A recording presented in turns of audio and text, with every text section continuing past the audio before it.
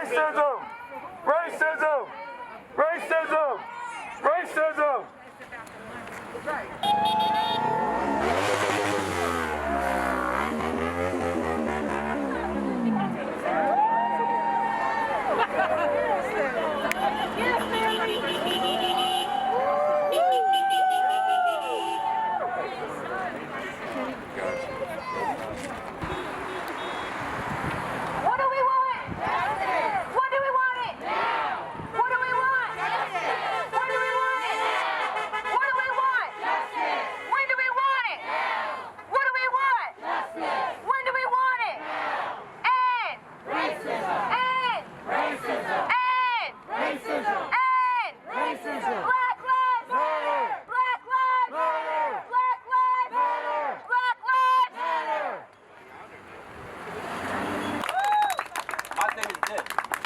I'm not going to get 77 years old and have my daughter and my granddaughters dragging me out. We're going to end this racism and this hatred in this town, in this county, and we're going to start with John Henry Stone Terrace. He's going to be the example that Black Lives Matter. He's going to be the sacrificial lamb for this movement, because we're not going anywhere until we heard by the county and we heard by the mayor of Hamilton. Now, I did hear that a politician and a pastor and some other folks had lunch with him at 2 o'clock and he issued an apology. Let me just say this. Let me just say this. I am an independent voter. I don't do party politics. I say what I say and I mean what I mean. I own my own business. I speak for myself. I sign both sides of my check. Anytime a politician and a pastor get together, I'm concerned. Especially when there's no activists at the table. Amen. Especially when there's no women at the table. That's a problem. And that's a problem we're going to end starting right here at the Stone Terrace. Now, before I bring the next speaker up, I just want to say something. I want to take an opportunity to read the scripture, because I think we're in some serious times right now. I think time is important. I talked about my 77-year-old mother. I talked about me being 57 years old. I got grandkids. The fact of the matter is that the Bible teaches us there's a time for everything. Yeah. There's a season for everything. There's a time to be born and a time to die. There's a time to plant and a time to uproot. There's a time to kill and a time to heal. There's a time to tear down and there's a time to build up. There's a time to weep and there's a time to laugh. There's a time to mourn and there's a time to dance. There's a time to scatter stones and there's a time to gather them. There's a time to embrace and there's a time to refrain from embracing. There's a time to search and a time to give up on that search. A time to keep and a time to throw away. We're living in some strange times, not just here in Mercer County, but throughout this country. And at this defining moment, a lot of our young folks have spoken. It's not about me, it's about Joe. It's about Joe. It's about the young people of this movement that are saying they don't understand this. They didn't grow up like this. They don't understand the hatred that is spilled out of some of these folks on social media. And I'll end with this right here. Joseph Russo and the people that follow him, they might not have sat on that man's neck for 8.5 minutes, and they may not have just shot that black man in his back. But let me tell you something. They create the atmosphere. Yes, sir. They create the atmosphere with their racist rants and their racist tweets, and they create the atmosphere for a black man to be killed. For a black man's life to be devalued, they create the atmosphere. And guess what? John Henry knew he was a racist. They all know he's a racist.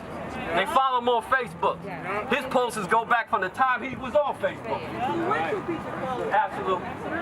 So we're going to shut it down. We're going to be here from henceforth until our demands are met. And like I said, you're going to hear about those demands. We're going to speak on them. But we're going to be here from henceforth on. I just want to make another announcement. A couple of things. We got masks, we got water, we got gloves over here. We're going to be back here on June 10th. On June 10th, we're going to have music, we're going to have a barbecue, we're going to have a party, and we ain't making reservations. So I want you all to make sure that you're here on June 10th, July. nice of you. Make sure that you're all here, and we'll have a party right here.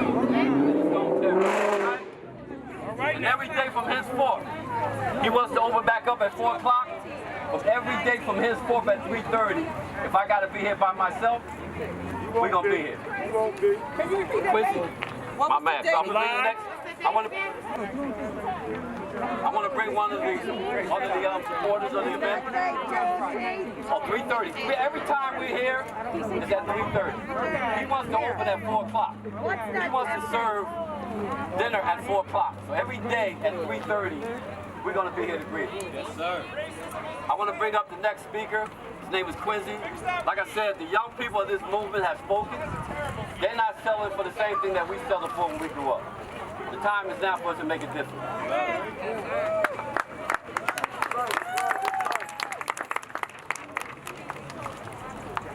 So I got a lot to say, baby. I had to write all of this down, so bear with me, all right? We got time. We got time. If you think that we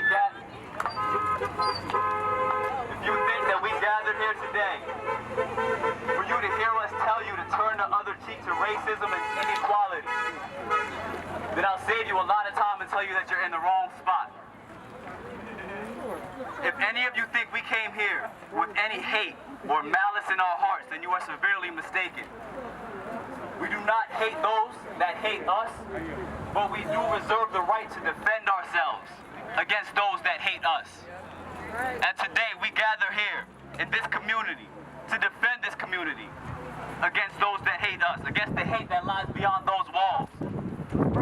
But I do want to make you all aware that you should never believe that the hate that lies beyond those walls are limited to those walls.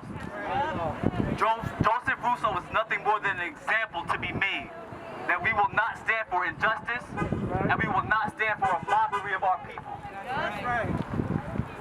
But Joseph Russo is not the end game. Joseph took to social media to spew ignorant comments about the black community. And all of those disgusting comments was agreed upon and justified by all of his peers.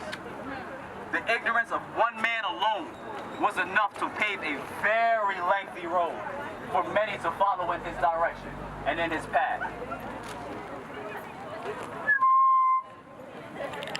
And that is the exact same fuel that fuels the injustice that we see every day. Joseph Russo is the fuel for our injustices, but is in no way responsible for our injustices. The government that fails us every day is responsible for our injustices. The great law of the land was not written for the black man or the black woman. If you read the Constitution, Article 1, Section 2, it classifies the black man as 3/5 of a man. 3/5 of a man. 3/5, I don't think that's subhuman. Less than human. That degrades us to the level of cattle, sheep, chicken. 3/5 of a man. Malcolm X said in the interview, there are already enough laws on the books to protect an American citizen. You only need additional laws when you're dealing with someone who's not regarded as a citizen. He said white people don't need protection because they're citizens. They're protected. It comes with it. But they don't want to tell us that we're not citizens, but they don't want to pass any meaningful laws.